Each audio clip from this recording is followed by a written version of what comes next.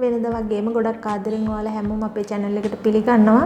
අද කියලා දෙන්නේ පොල් කිරි එකතු කරගෙන රසවත් අතුරුපසක් හදාගන්න විදිය. එහෙනම් අපි වීඩියෝ එකට ගිහින් බලමු කොහොමද හදාගන්නේ කියලා. මම මේ විදිහේ තරමක ලොකු භාජනයක් අරගෙන ඒකට සීනි ග්‍රෑම් 300ක් එකතු කරනවා. ඒ වගේම උකු පොල් කිරි මිලිලීටර 250කුත් එකතු කරනවා. ඊට පස්සේ ලිපේ ගින්දර මධ්‍යම ප්‍රමාණයට තියාගෙන මේක හැඳිගා ගන්න ඕන. ලුණු එකතු කරගනිද්දි පොඩ්ඩක් එකතු කරගන්න ඕන. අපි මෙතනදී ලුණු එකතු කරන්නේ සීනි වල තියෙන රසය ඉස්මතු කරලා ගන්න ඕන නිසා. ඒ නිසා ලුණු ගොඩක් දාගන්න එපා. මේ විදියට හොඳට හැඳි ගන්න ඕනේ. ඒකටම මම ඩාර්ක් චොක්ලට් වලින් ග්‍රෑම් 100කුත් මේ විදිය පොඩි කෑලි වලට කපාගෙන එකතු කරගන්නවා. ඊට පස්සේ හොඳට මේ ටික දිය වෙනකන් කලවම් කරන්න ඕනේ.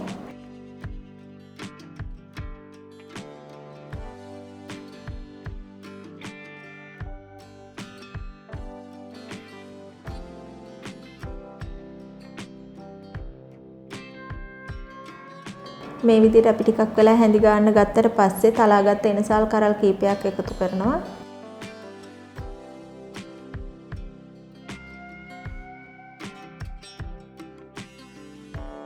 දැන් අපේ මේ මිශ්‍රණය මේ විදිහට නටාගෙන එනකොට මම මෙතෙන්ට එකතු කරගන්නවා කොකෝවා පවුඩර් ග්‍රෑම් 20ක්. ඒ ටික දාලත් අපි හොඳට කලවම් කරන්න ඕනේ. මතක තියාගන්න ගින්දර තාම වැඩි කරලා නැහැ. අපි ගින්දර කොයි වෙලේවත් වැඩි කරන්නේ නැහැ. මේක ගින්දර මධ්‍යම ප්‍රමාණයට තියෙද්දි තමයි හැඳි ගන්නේ. මේ විදියට අපේ මිශ්‍රණය දැඩි වේගන එනවා ටික වෙලාවක් හැඳි ගන්නකොට අඩිය අල්ලන්න දෙන්නේ නැතුව නිතරම හැඳි ගන්න ඕන නවත්තන්න නැතුව. ඉතින් මෙන්න මේ වගේ පදමක් එනකොට බෙදගත්ත රටකජු ටිකක් මම එකතු කරගන්නවා.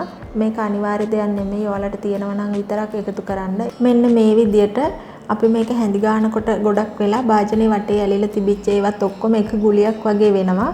එතකොට තමයි අපේ මේකේ පදම හරියන්නේ. කලින් බටර් හරි මාගරින් හරි එහෙම නැත්නම් පොල් තෙල් හරි ගාගත්ත තැටියකට මේක අපි මෙන්න මේ වෙලාවේදී තමයි දාගන්න ඕනේ.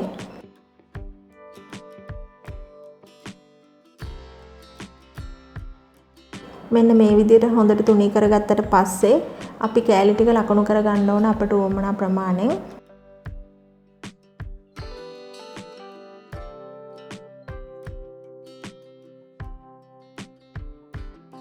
ඊට පස්සේ හොඳට නිවෙනකන් ඉඳලා අපිට පුළුවන් මෙන්න මේ වගේ මේ කෑලි ටික වෙන් කරගන්න.